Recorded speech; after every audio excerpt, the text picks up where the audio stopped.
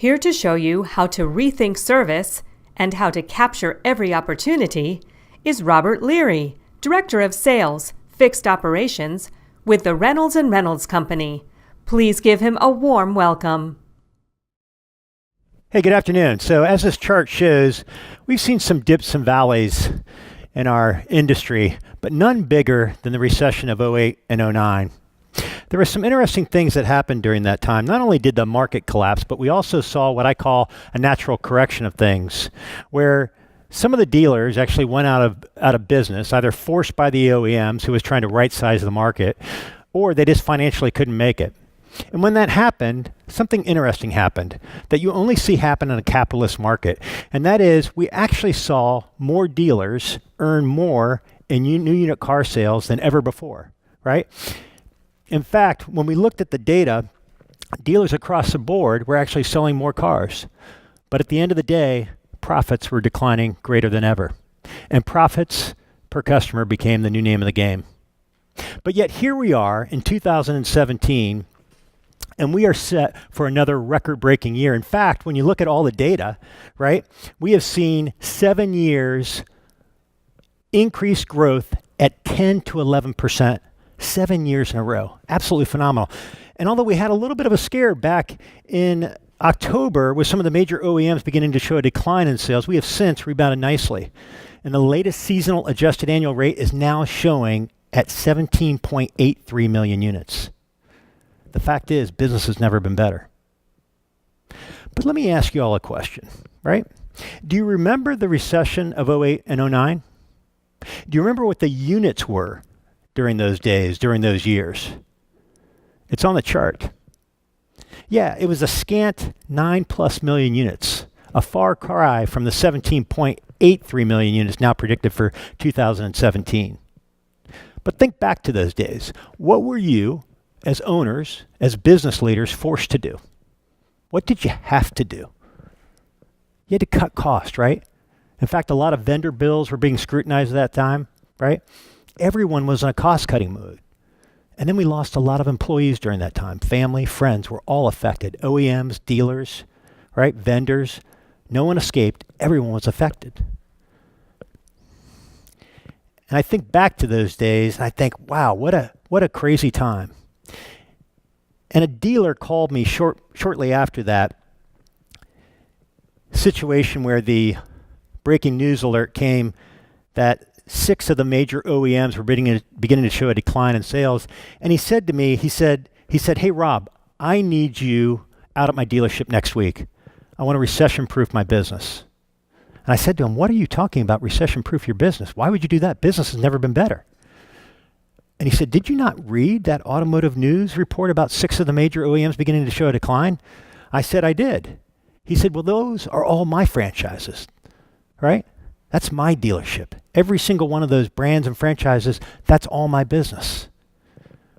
I can't afford to go through what I went through in '08 and '09 ever again." "I'm a third-generation dealer," he said. "My grandfather and my father built the business, gave it to me and my family. I almost lost it all. I wasn't prepared. And I know now what I need to do. And that's why I'm calling you. I know I can recession-proof my business through the fixed operations." Wow. I thought to myself, here is a guy where we have absolute surplus and opportunity, right? A market that is at 7 years, 10 to 11% growth. 17.83 million is the new adjusted rate that we're expecting for 2017. We have a president in the White House who is not a politician, but a businessman, right? And actually a very successful businessman at that, who is pro-small business, pro-automotive, pro-US, an economy, right, that has a stock market that doesn't seem to have a ceiling on it, right? Consumer confidence is at an all-time high. And this guy wants to recession-proof his business in the best of times. And I thought to myself, what a beautiful story for NADA. No one, and I mean no one, will be talking about that. Not this weekend, but we will. And you will have the edge. This story, this dealer will be the backdrop to our conversation today. My name is Rob Leary, and I am the National Director of Fixed Operations for Reynolds & Reynolds. And that is exactly what we're going to focus our discussion on today is how do you recession-proof your business through the fixed operations and rethink how we do service. So I've talked a little bit about the front end of the business and how it's been doing since the recession. Let's take a peek and see how the parts and service side has been doing since the recession. So when you look at the market, and our data and host from NADA gave us, the market actually is doing really well in parts and service. In fact, we are nearing about $99 billion, almost $100 billion in parts and service sales since the recession. In fact, when we look at all of the data, and I talked to a lot of different dealerships, everyone is saying repairs are up, recalls are up, overall service visits are up. Business has never been better. In fact, when you look at the data that supports all of that, business and the opportunity to be even better is there. There's a study done by the National Car Care Council every year, every April and October, and they've been doing it for the past 20 years, so the data is super solid. And the data revealed this, that some 84% of the vehicles on the road today will fail an inspection, right? That means more than 8 out of every 10 vehicles that are coming through your shop every day are going to fail an inspection, right? Which is great news because that means your technician's going to find it. He's going to recommend it to your advisor's going to recommend it to the customer, and hopefully the customer buys, right? A great news story, right? Opportunity. We've got so much opportunity. And let me ask the audience a question, speaking about opportunity, right? When you look at the marketplace, what do you think the percent of vehicles on the road today are actually out of warranty? Anybody? I'll give you a hint, right? The average age of the vehicle today is about 11.6 years old, right? Good guess, good guess. It's 80%. Yeah, some 80% of the vehicles on the road today are out of warranty. And again, another great news story as why business is so good for us, right? Think about it. After the warranty is when we get the hockey stick in terms of revenue and profitability, right? That's when we make the most dollars on our business is after the warranty. And finally this, J.D. Power and Associates did a study recently that revealed that when customers, after the inspection process from the technician, when customers are recommended additional services, 47% will buy. And when they do, they buy at a rate of about $106 more per repair order. Now you put that against about a $250 average repair order that we have today, that's a nice 42% lift. So just do the math, right? If you potentially got 84% of the vehicles coming through your shop every day, right? 47% of the customers, when you suggest, are going to buy, and you get a 42% lift, I'm telling you, business is really good. In fact, when you add up all of these data points, what's going on with the front end, right? 7 years, 10 to 11% growth, crazy stuff, right? President in the White House, pro-business, stock market, there is no ceiling, right? Consumer confidence high. Then you add the parts and service side to it, almost $100 billion, right? And these other data points. The fact is, we own this business. We own the service and repair side of the business. Do we not?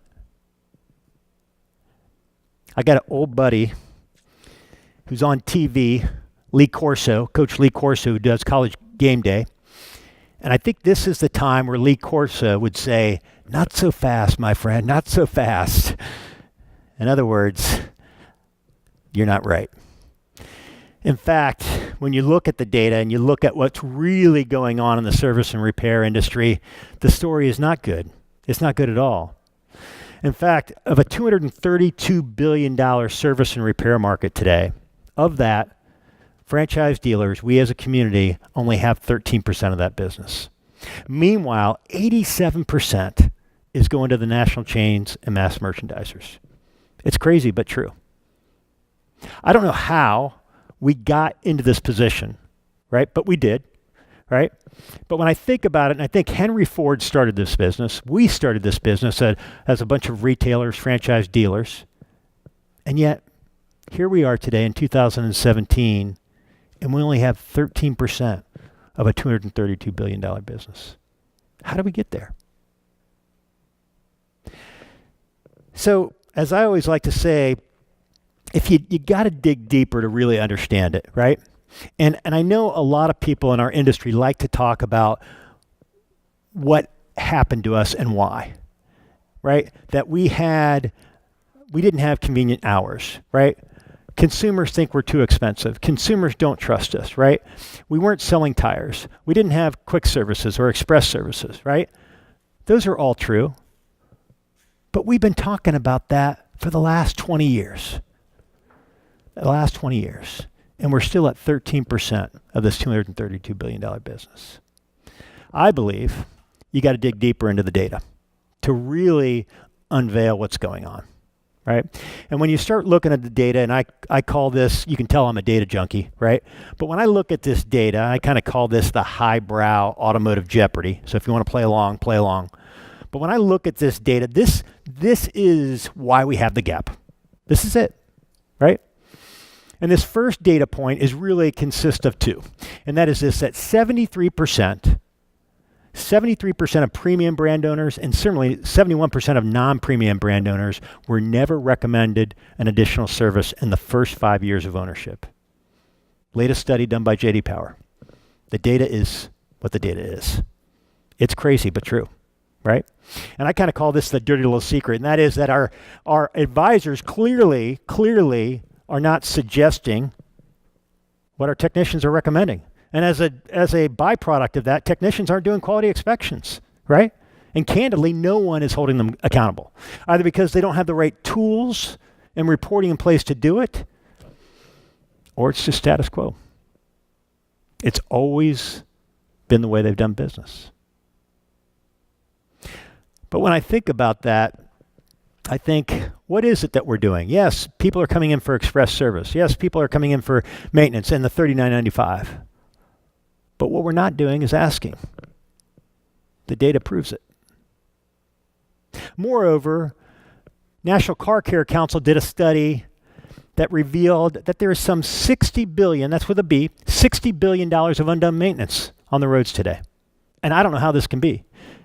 Because when I go to dealerships, and I go to a lot of different dealerships, and I look on the wall, right, there's menu boards there. In fact, there's electronic menu boards, right? There's menus inside the DMS. There's menus in third parties. There's menus online for the consumer to make an appointment and do maintenance, right? There's menus in the OEM's website. I sound a little bit like Dr. Seuss, but you're getting the drift, right? In fact, there's menus, there's paper menus, there's trifold menus, there's high gloss menus that we all have at the dealership, right there with the advisor, right? We've even got menus in the glove compartment still.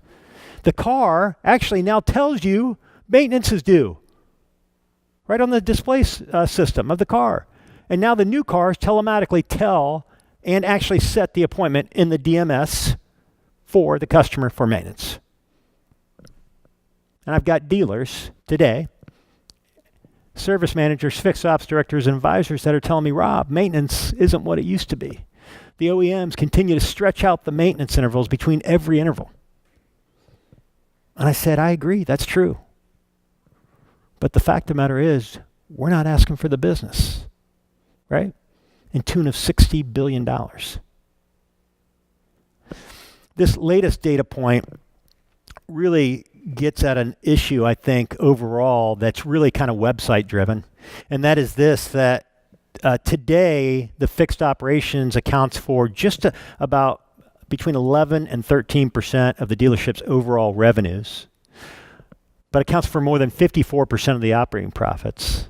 But yet, when you look on a website today, and pretty much any dealer's website, I kind of call them the one-trick ponies. They're designed to sell new, used, and certified cars. They're not designed for service, right? And the study from R.L. Polk that was done last year, I believe, revealed that. And the R.L. Polk study said that when customers go in and do a Google search result for service and repair, dealerships show up in less than 5% of the time. In fact, the exact number is 3%. 3%. And if you don't believe me, I've done my own analysis where I look at metropolitans as an example, and dealerships are outranked or outnumbered by about 57-1, national chains and independents. It's a bad day. It's a bad day. This is not helping us.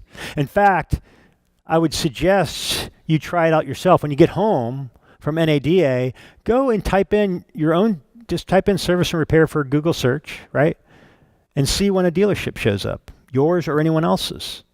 If you're like most, you won't show up until page 5. And I don't know about you, but when I search on the internet and I use Google, it's page 1, first 3 items, decisions made, not page 5, right? All of this, when you add it up, is part and parcel to the reason we have the gap. It's why they're at 200 plus billion and we're at, what, 32 billion, right? 13% versus 87%. And lastly, this one, it actually surprised me. J.D. Power did the consumer surveys recently that revealed customers, in terms of communication, estimates, billing information, status of repair, the like, customers were only emailed and texted 2% of the time. This, I don't know how that can be, because this is the way we all, but customers for sure, right? This is all how we live, work, and communicate, is it not? Email and text. In fact, texting even more. All of these numbers, when I look at them across the board, are part of the reason for the gap. They are worrying numbers. And they are the story behind the data.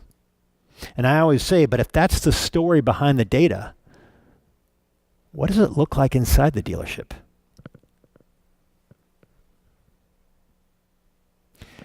So we as a company used to do what we call operational analysis to better understand exactly what is going on inside the dealership, back end and front end, right? And our president a few years ago was thinking through this and recognized a different profession that was doing video analysis. And he thought to himself, what a great idea. Why wouldn't I do the same? Why wouldn't we do the same? And so we embarked on this journey to where we started doing video analysis of the dealership's process, back end, front end. And when we did it, it revealed something that no one was prepared for. It revealed what I call the ugly truth. It revealed the forest through the trees that when you're in the heat of the battle, when you're working your business every day, you just don't see, right? But when you slow it down and you look at it on video or digital pictures, man, the truth is there and you can't deny it. And so as you recall, this dealer was going to be the backdrop of our story, and he still is, right? He still is. As you know, he asked us to come out. Me and my team went out, did some video analysis, and we were actually going to use some of his video analysis of the inspection process to show everyone exactly what it looks like and the pain candidly associated with it. And unfortunately, he got a little nervous. And just last week, he called me up and he's like, Rob, I really wanted you to be able to show this video, but I'm just not comfortable. I'm just not comfortable with you showing it. And then he said this. He said, the fact of the matter is, I'm embarrassed. He said, I'm embarrassed that I let my business go like this. He says, but what you revealed to me is why I almost lost my business back in the recession of 08 and 09. And I am ready to do something about it. I am ready to do something about it. So I tell that story as a narrative because what I'm going to take you through now is a visualization of what we did. So our normal analysis is 4 hours. The video analysis is a little over 4 hours that we did for him, right? And I'm going to take you through what we went through, and I'm just going to take a snippet of 17 minutes of his inspection process. Pretty simple stuff, right? And then for the video, we actually trimmed it down to about 3 minutes. But I'm going to take you, and you're just going to have to visualize with me through this, and I think you will. And then I'm going to pause it as we go throughout to see the dealer's reaction of his process, of his people, right? And his technology, and how well it wasn't working. So we did this, and I started off, and we start with, to preface that he was electronic. In other words, he dispatched his work electronically. He had a multi-point inspection that was electronic. But unfortunately, he was still pushing paper. In fact, we started the dispatch process. You've all seen this, a tree of ROs at the dispatcher's office, right? Technician comes up. Dispatcher picks the first one. We're not sure why, but he did. He picked the first one, and he gave it to that technician. And the technician walked back to start the inspection and repair process, right? And as he did that, we have a clock going, right? And as he walked back to his work area, the clock was ticking, and it took him 57 seconds. 57 seconds on the button. The clock is ticking. And we look at the dealer, we pause it, and we say, okay, you've got electronic dispatch, and yet your technician is still walking up and doing this. And he's like, he didn't have an answer, right? So we're beginning to build what we call a little bit of pain, right? About what's really going on. Again, not seeing the forest through the trees, right? So anyway, we continue on this path, right? And the technician now goes and he does his inspection. As he starts the inspection process, we notice that as he starts that he's got the repair order and the multi-point inspection on his work area. And we notice that he's got greasy gloves and there's actually fingerprints on it. But we notice more than anything, and we zoom in on it, that at the top of the inspection, there is no customer name, there is no mileage, there is no VIN number, there is no tag number, there is no RO number, there is no technician number or advisor number. In fact, there is no identifiable information whatsoever. Pause, we look at the dealer. That doesn't happen on every RO, does it? We have other pictures that will show, yes, it does. So as we move through that further, right, in the inspection process, now the technician, right, actually completes the inspection, takes about 10 minutes, and he goes and he pencil whips green and green, left and right, all the way down the thing. But then he does something interesting. He actually fills out 3 items that are red on it. So he does the actual inspection, and then he goes over and he writes down his stories on the actual repair order. And in the stories, he also adds the billing time. And I don't know about you, and this dealer clearly didn't know, but for that brand and those franchises, thousands among thousands of billing operation times. But this guy knew them all. So he takes that information and he has to go to the parts department to determine whether or not, right? And the clock is ticking again, because now he's got to walk to the parts department and he's got to find out whether the parts are in stock. As he goes to the parts department, there's 2 technicians standing there waiting in line, 1 parts counterman, trying to serve them. And he waits. And he waits for 4 minutes and 40 seconds. And as we stand there waiting, we notice that there is a rubberized mat, and we actually scan down to that rubberized mat. It's about 2-3 inches thick, pretty nice. And we scan back up to the technician. We ask him, what is that for? And he says, that's our fatigue mat that we stand on because we wait so long. Pause. We don't say anything to the dealer. He's bright red. Steam is coming out of his ears, actually. He never knew it was back there. The forest through the trees. A common thread, right? So as he does that and he waits, it's 4 minutes and 40 seconds later, he notices that he's got another repair order on the rack with an air filter, and he grabs that as well. So he's working 2 repair orders. Not sure the OEM's like that, but he's being productive. He gets his parts told whether or not they're in stock and the pricing. That gets written on the repair order. He goes to the advisor's office, and now he's at the advisor's desk, and there's a customer waiting, and the advisor's on the phone. And the technician takes his repair order, puts it on the advisor's desk, leans on the advisor's desk with the customer right there, and the advisor is talking to another customer about needed repairs, pricing, etc., all in front of this customer. Pause, look at the dealer. Not a good day, right? things are beginning to unveil of what's really going on back there, right? As that process unfolds, right, technician or the advisor gets off the phone, about 40 seconds, not a big deal. He takes care of the customer, but as he takes care of the customer, he has to ask the customer, what are you in for? And she says, I had an appointment. He takes a clipboard and says, I'll be right back, walks out to the car, gets the VIN, gets the mileage, actually did a walk-around inspection, comes on back, right, takes care of the customer, and now we have ticked 6 minutes plus on that customer process right there. And the tech is still waiting, right? Oh, and by the way, no maintenance was recommended.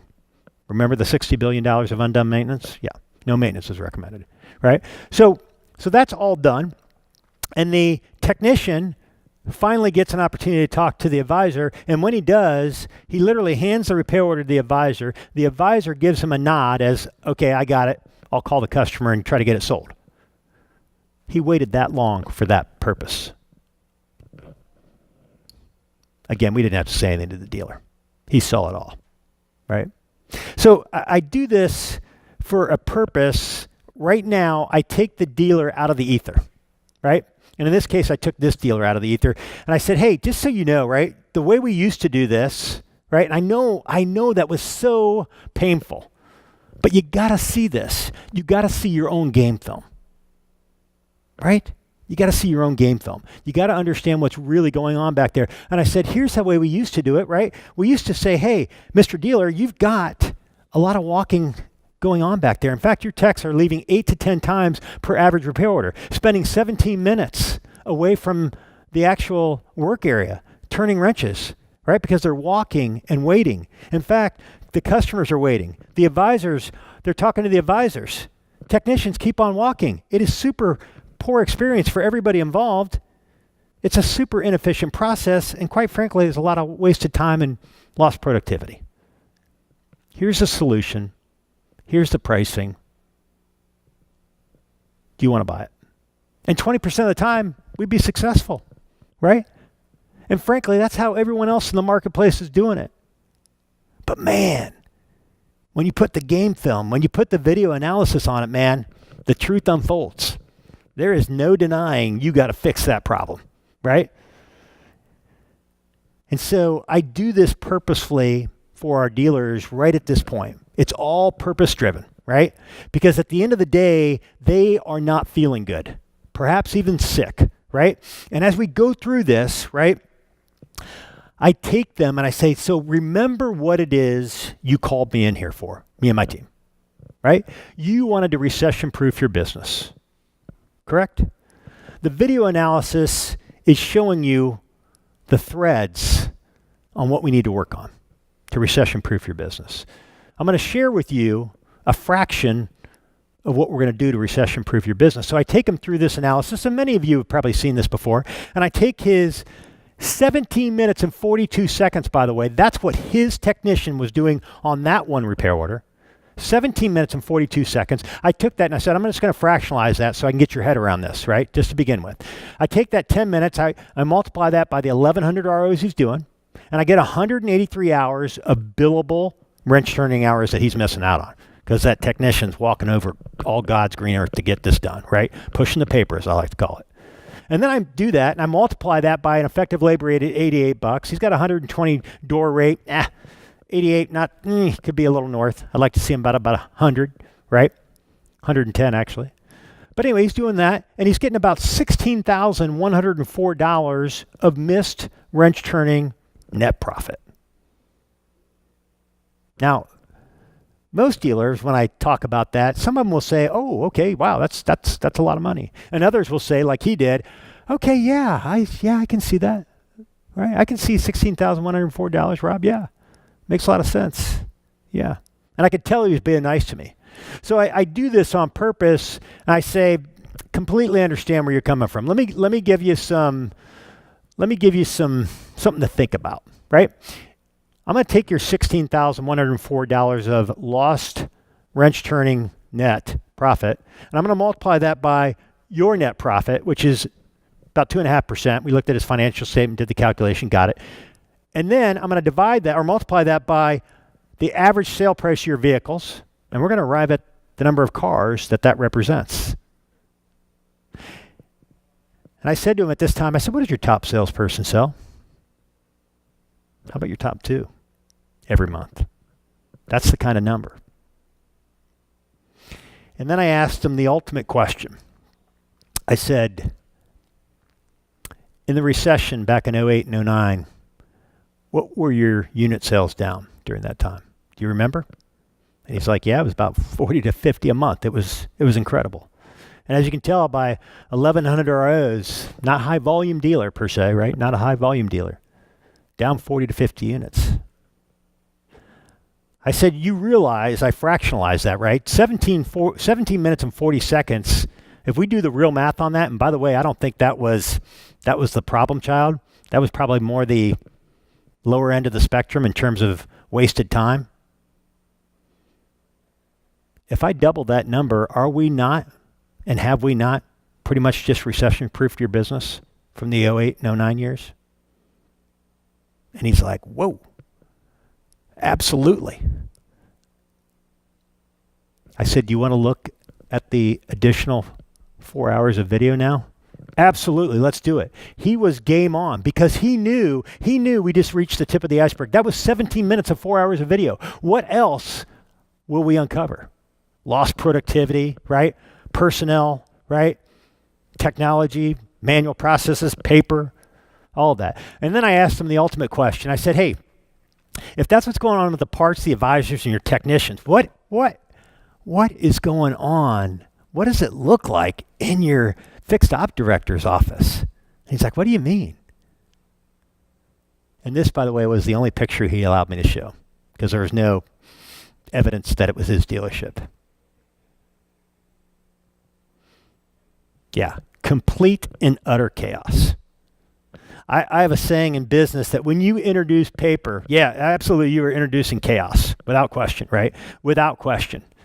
But man, you are pushing so much lost productivity into your business. It is crazy. We just saw it. 17 minutes of 4 hours of video, and look at the dollars of lost productivity. That was just one piece, right? Look at the mess it creates. Personal information, the advisor's desk, 10, 15 repair orders being on your advisor's desk, right? All that customer and personal information, liability, right? And then add the cost of clerical, right, to file that stuff. And then the storage space. They call it sales per square foot for a reason, right? The biggest penalty against sales per square foot sometimes is the paper itself. And quite frankly, it just looks unprofessional and sloppy. Especially when you think about the average consumer today, and when they think digital, they don't think that. They don't think paper. In fact, if a customer just came from the Apple store, the only paper they're ever going to have is the cardboard box that the product is in, which they bought. Everything else, complete digital. That's the framework. That's the customer experience that we have to deliver now. Not this, right? So I kind of take the dealer down that path, and I took you all down that path for a reason, right? To A, get your attention, for sure, right? But also to take you to another level so you can see what's going on back there, right? So I'm going to take you off this little bad heroin trip that I just took you on, right? And I'm going to put you back on to the good chocolate and bacon, right? Chocolate and bacon. As my buddy says, chocolate covered bacon is the best, Rob. Chocolate covered bacon is the best. And you remember the chocolate and bacon that we talked about earlier? 47% of the customers will buy as long as we recommend, right? Chocolate and bacon, man, that's the good stuff, is it not? But chocolate covered bacon, here's the other story that no one's telling you about and what this does for you. It is incredible. So get this, 47% of the time customers buy. And when they do buy, CSI score goes up, are you ready? 780 to 830. Let me give you some context around that number, 780 to 830. That is like Audi, who I believe is the highest now in CSI for service, and Mitsubishi dealers bottom third. That's the gap. All because you recommended and they bought. Crazy but true. Crazy but true. We already talked about the $106 of additional customer pay profit, right? And now we're getting a 42% lift for that, right? Average repair $250, 106, 42% lift all day long, every day, right? It is an absolute beautiful thing. And then you look at this, right? You look at retention, which we all know is a major problem in our industry today. You look at the retention, and the retention goes, are you ready for this? From 55 to 83%. Next service retention. All because you asked and they bought. And finally, this for the OEMs out there and dealers, with all due respect, when I look at the massive amounts of money being spent for brand loyalty, it is insane. Billions of dollars being spent. And I lift this just because I offered and they bought. It goes from 35% to 55% all day long, brand loyalty.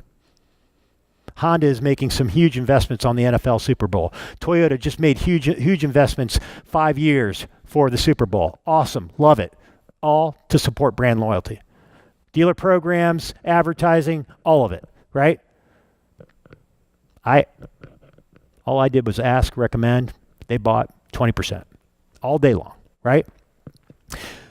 So the question is, how do we improve, right? How do we get there? How do we improve our business? How do we recession-proof it? How do we rethink service? How do we capture more of that $232 billion business? The easy answer is, just like that picture shows, throw technology at it all day long, right? I'm a technology guy. That is the way to do it. Put a tablet in somebody's hand, smartphone, case done. But as my buddy old Lee Corso always says, not so fast, Rob, not so fast. What you got to do is you got to engage and self-analysis. You got to engage in process analysis. You got to coach for improvement, right? And I alluded to this earlier, who we got this whole concept from, this profession. Can you guess?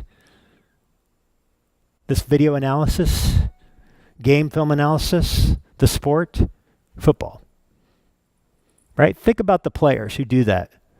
The Peyton Mannings of the world, right? The Bradys and the coaches like Belichick.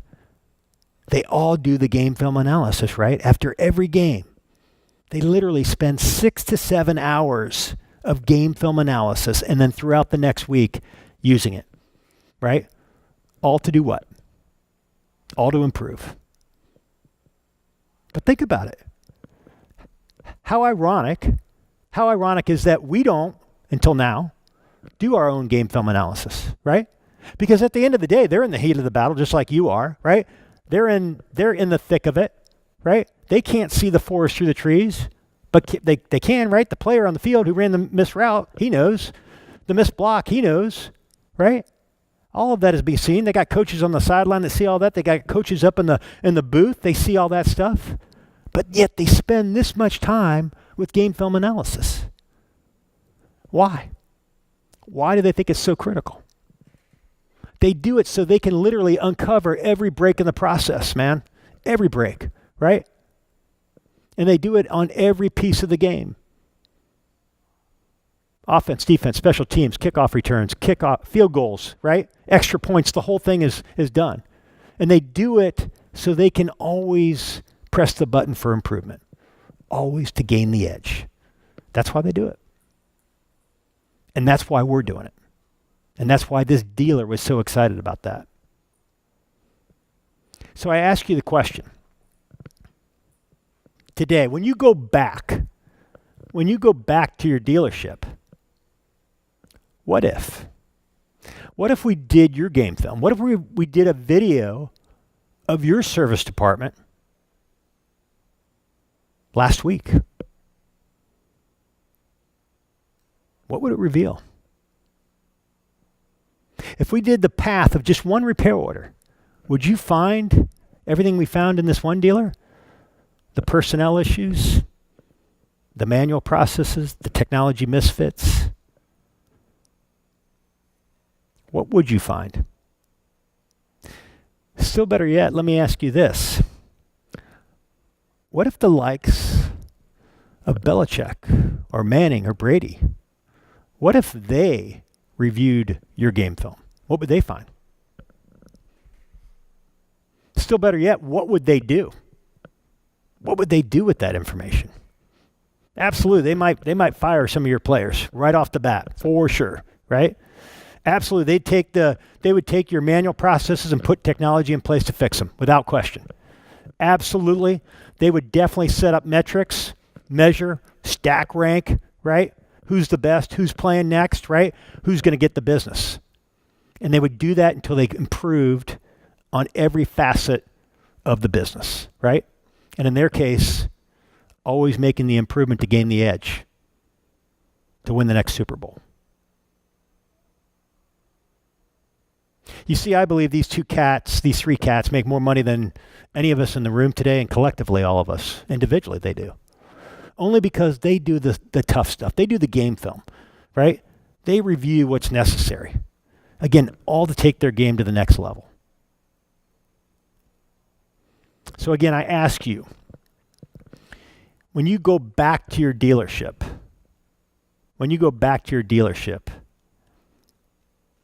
will you ask somebody like me, one of my team members, to do the game film of your service department, even next week, so that you can see the challenges and the opportunities for improvement? Or will you be okay with status quo? Will you be okay with $60 billion of undone maintenance being undone in the world today? Will you be okay with 73% of premium brand owners and similarly 71% of non-premium brand owners never being recommended additional service in the first 5 years of ownership? Will you be okay with your dealership showing up on page 5 of a Google search result for service and repair? And lastly, are you going to keep your customers in the dark about the status, right, estimates and billing information? Because you're going to want to continue to call them and not communicate the way they want to, email and text. Question is, are you okay with status quo? I don't think any of you here in the audience today, you wouldn't be here. You wouldn't be at NADA if you were interested in status quo. There's no question about that in my mind. But again, the question you have to ask yourself, will you take action? Will you take action? Change is really hard for anyone and everyone, right? You're going to be faced with some really difficult moments when you do this analysis, this video analysis that is so revealing. And you're going to ask some tough questions from your personnel that they're going to say, I can do it better the old way. The advisor is going to say, I don't need a tablet. I can write it up quicker. Technician's going to say, I don't need multi-point inspections electronically. I want to talk to my advisor about it. The dispatcher is going to say, I know every repair order. I know the times. I know the skill levels of every technician out there. I know the hold times. I know when the customer needs a car back. I don't need a system to tell me to do that, because you will be challenged with those. And I want to leave you with these words. What would Belichick and Manning do? Listen, you have been a fantastic audience today. I appreciate your time. Thanks. If you got some questions, I'd love to have them.